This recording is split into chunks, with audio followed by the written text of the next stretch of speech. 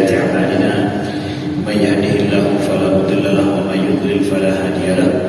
صلى الله عليه وسلم قال: إذا خلص المؤمنون من النار حبسوا بقنطرة بين الجنة والنار فيتقاصون مظالم كانت بينهم في الدنيا حتى إذا نقوا وهذبوا أذن لهم بدخول الجنة. فوالذي نفس محمد بيده لأحدهم بمسكنه في الجنة أدل بمنزله كان في الدنيا. Dari Abi Sa'id Al-Khudri radhiyallahu anhu, dari Rasulullah sallallahu alaihi wasallam, beliau telah bersabda, "Idza khalasal mu'minuna minan nar." Apabila orang-orang mukmin telah selesai daripada neraka, hubisu bi qantaratin bainal jannati wan nar, maka ditahan mereka antara syurga dan neraka. Fayataqassuna madhalima kanat bainahum, maka mereka akan saling menuntut terhadap kezaliman yang pernah terjadi sesama mereka di dunia. Hatta idza nuqqu wa hudhibu udhina lahum bidukhulil jannah, maka hingga apabila mereka telah nuqqu, telah suci, wa hudhibu, dan bersih, udhina lahum bidukhulil jannah, maka diizinkanlah bagi mereka untuk masuk ke dalam syurga. Fawalladhi nafsu Muhammadin biyadihi, maka demi yang jiwa Muhammad itu ada di tangannya, la ahaduhum bimaskanihi fil jannati adallu bimanzilihi kana fid dunya, salah seorang daripada mereka lebih mengetahui tempatnya di dalam syurga daripada tempat tinggalnya di dunia. Hadis sahih riwayat Imam Bukhari. Saudaraku yang dimuliakan Allah, ini hadis bercerita tentang hari kiamat, tentang masalah kezaliman. Dibuat oleh Imam Al-Bukhari dalam kitab Mazalim, bercerita tentang konsekuensi orang-orang yang berbuat zalim sesama mereka di dunia. Nabi mengatakan bahwa idza khalasal mu'minuna minan nar, apabila orang-orang mukmin telah selesai dari neraka. Ini ceritanya orang mukmin semuanya atau sebahagian orang mukmin. Maka para ulama dalam menafsirkan hadis ini, menjelaskan hadis ini, mengatakan bahwa ini adalah sebahagian orang mukmin, bukan semua orang mukmin. Karena Nabi dalam hadis yang lain kita ketahui, Rasulullah SAW mengatakan bahwa ada daripada umat Nabi yang mereka masuk syurga tanpa hisab dan tanpa azab, tanpa dihisab oleh Allah, langsung masuk ke dalam masuk ke dalam syurga tanpa hisab, tanpa azab. Kalau yang ini mereka yang harus masuk ke dalam neraka dulu, baru kemudian masuk ke dalam syurga. Berarti ini bukan semua orang mukmin, tapi sebahagian orang mukmin yang dapat jatah seperti itu karena perbuatan mereka. Rasulullah pernah mengatakan bahwa akan masuk ke dalam syurga umatku 70.000 tanpa hisab wal azab.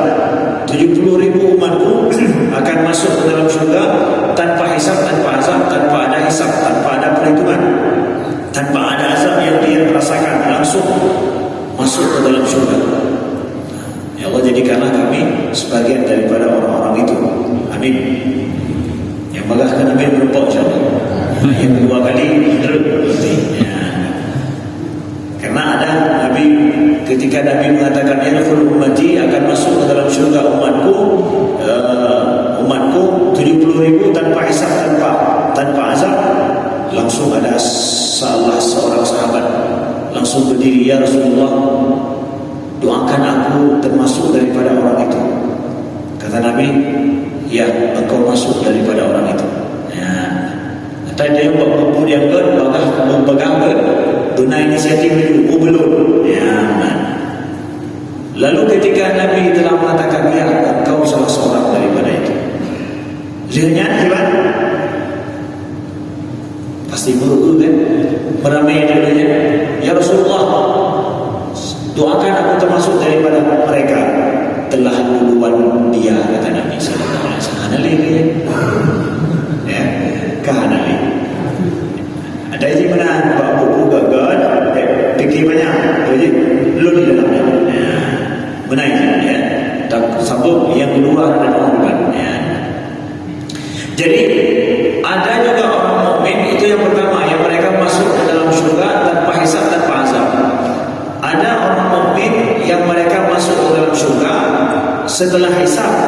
setelah dia memperhitungkan banyak amalannya, baru kemudian dia masuk ke dalam syurga.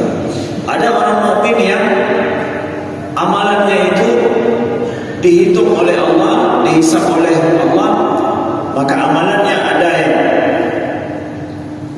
50-50 bahasa kita, ya, 50 dia dosa, 50 dengan 50 daripada amal kebaikan yang dia bawa. Jadi betul-betul 50-50. Nyawa hana lebih, jihbih hana lebih.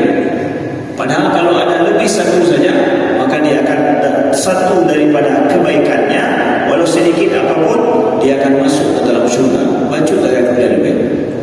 Nah, yang seperti ini itu biasanya mereka yang mencintai Nabi, banyak selawat kepadanya, ada niat mengikuti sunnahnya, suka kepada Rasulullah, mencintai Rasulullah. Apalagi dikatakan kalau mendengar hadis Nabi, dia senang, dia suka. Mudah-mudahan orang seperti ini kalau dapat amalan seperti ini 50-50 hana mahoplu, yang mendapatkan syafaat Nabi Muhammad SAW. Disinilah salah satu syafaat Nabi, menolong umatnya yang dia ke hana mahoplu, hana maho jadi. Padahal berlebat juga amalan untuk masuk ke dalam syurga. Disinilah syafaat Nabi SAW. Ada umat Nabi yang mereka ditimbang amalannya, dosanya lebih daripada kebaikannya. Dosanya lebih daripada kebaikannya, dia jatah masuk ke dalam surga, tetapi harus membersihkan diri dulu. Dosanya lebih banyak. Dosanya lebih banyak. Dia harus membersihkan diri dulu ke dalam neraka yang transitif. Doa Allah biar udahnya banyak. Amin. Ya. Jadi yang kita cerita dalam hadis ini, inilah dia orangnya. Yang mungkin kelompoknya kan.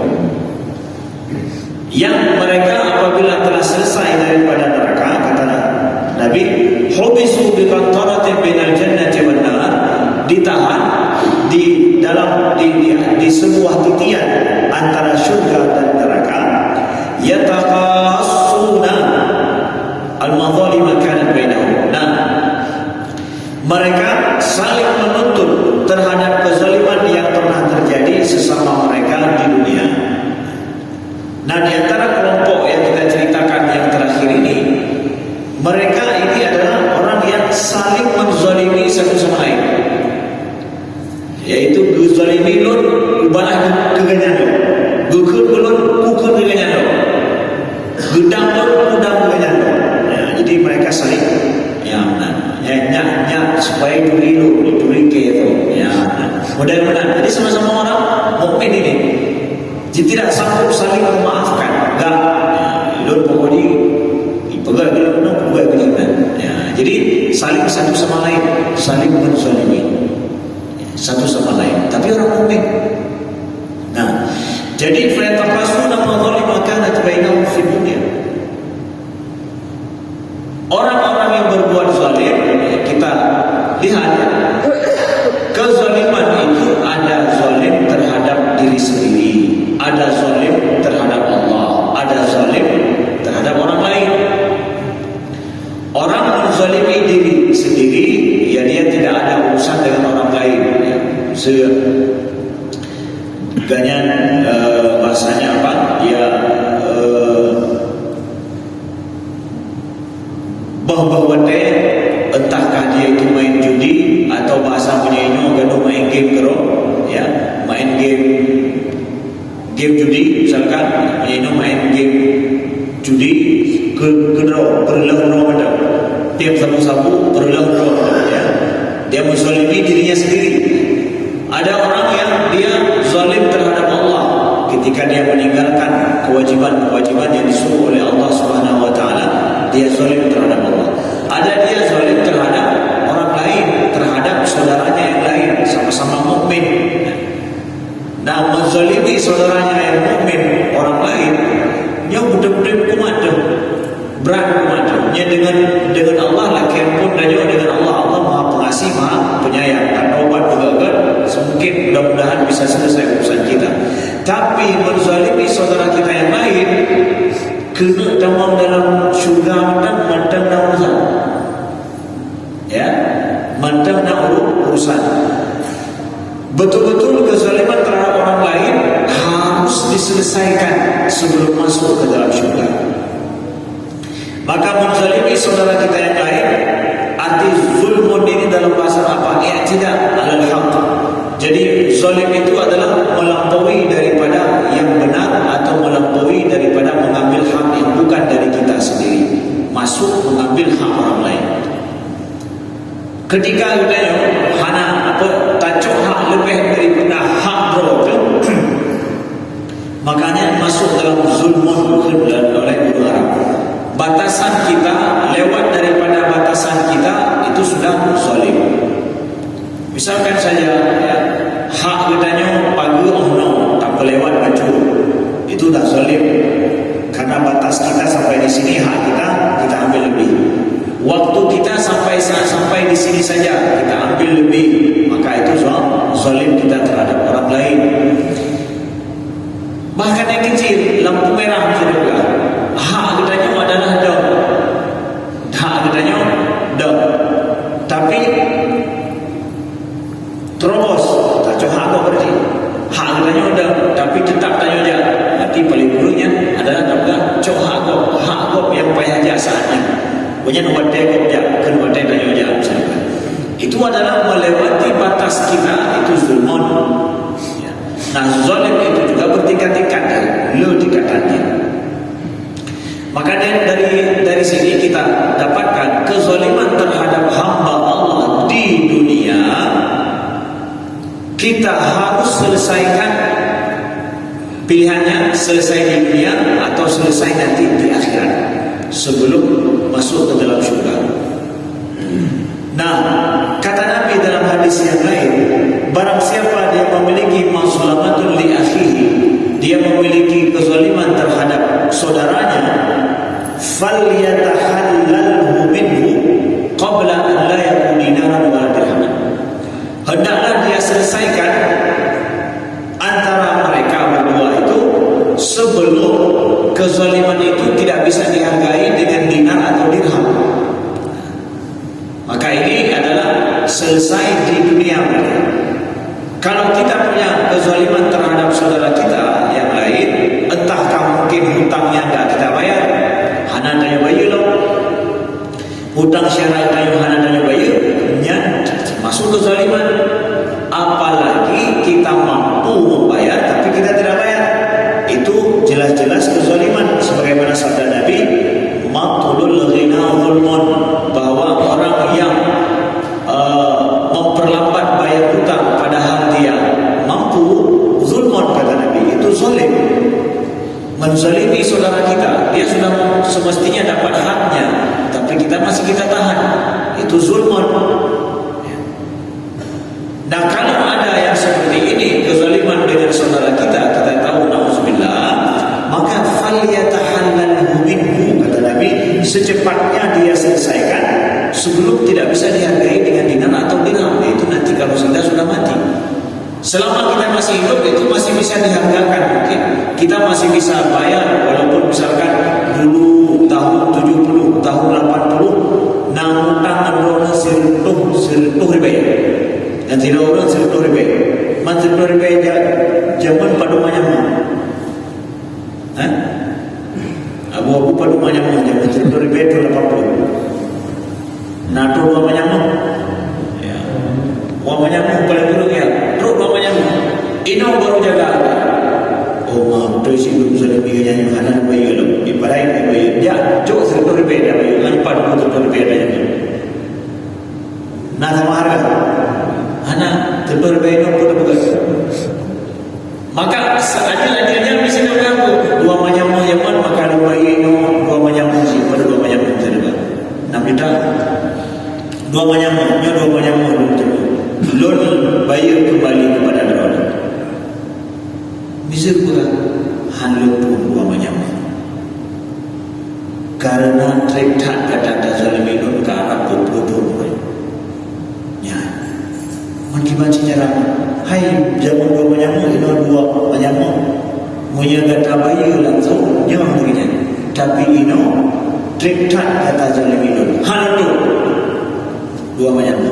Bercik Tiploh banyak baru dia, yang baru dilihat dulu. Ya, berarti kan karena bahasanya sudah menzalimi yang untuk dalam kemah, maka ongkosnya akan lebih besar. Maka kata Nabi, cepat selesaikan. Kita pernah menzalimi orang lain, maka bagaimana dia bisa ridho? Selesaikan. Ukuran hidupnya, tabungan, Tuhan itu dopa domanya hati. Karena sudah ada kezaliman. Maka yang pegang Muhammad belum banyak baru di tangannya, payah tak usahakan laginya. Karena bahasanya bukan lagi jatuh tempoh lah. Kalau dah 10 tahun kemudian baru dapat terserah ada betulnya, hanya ada masalah sudah selesai sesuai dengan janji. Tidak ada kezaliman antara kita. Janji lagi mati lagi 10 tahun kemudian baru dapat. Ya, tapi ini enggak, sudah ada kezaliman misalkan. Maka ini harus diselesaikan. Disinilah kita boleh menyogok saudara kita demi dia memaafkan kita. Nah, ini syogok yang syar'inya di sini. Paduk lubayilun supaya itu mahluknya. Kalau betul-betul kita pernah menzalimi orang lain. Ya. Demi apa? Demi selesai kita di dunia. Kita memiliki kezaliman terhadap hamba Allah. Yang sekarang kita tidak tahu lagi di mana hamba Allah itu. Atau mungkin dia sudah meninggal, sudah wafat. Gimana caranya? Maka caranya adalah perbanyaklah kebaikanmu sehingga nanti apabila Allah menuntut padamu terhadap kezaliman terhadapnya, engkau memiliki kebaikan yang cukup. Bagaimana? Kita jumpa lagi kadang-kadang tidak tinggal stok kira-kira apabila untuk kebaikan itu guna tinggal ke bawah baju. Bahkan beliau tinggal ya, banyak masih sisanya. Nah, kalau ada kezaliman kita pada orang lain, perbanyaklah kebaikan itu. Nah, yang kata Nabi, wala tahqiranna minal ma'rufi syai'a. Janganlah kalian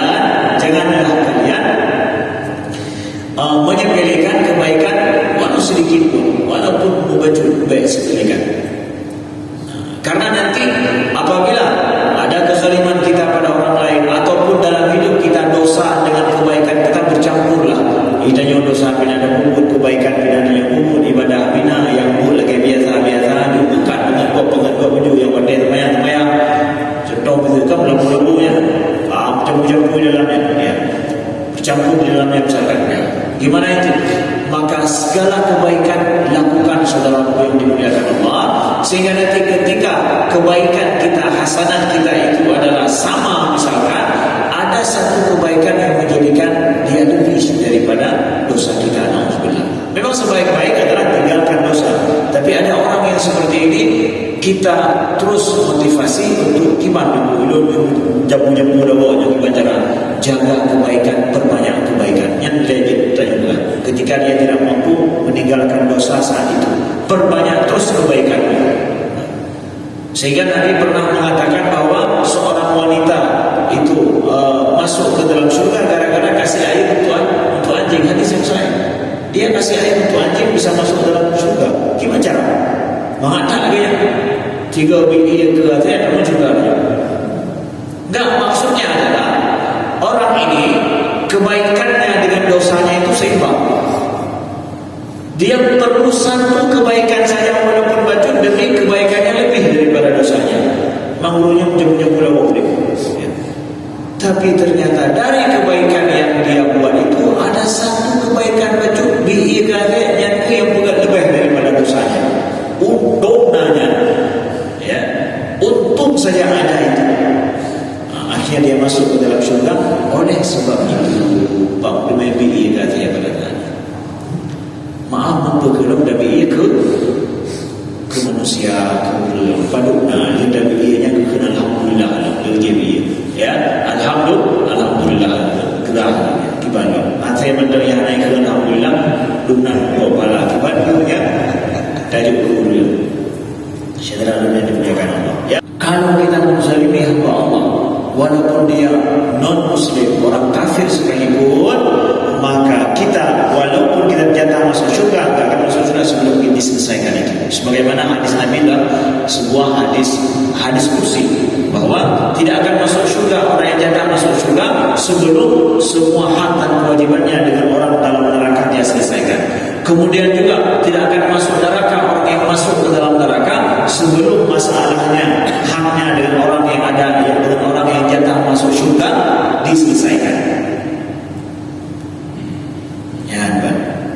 Kibat paling kurang kalau dia banyak terzalimi dalam hidupnya, orang yang jatah masuk neraka ini diringankan beban dalam nerakanya.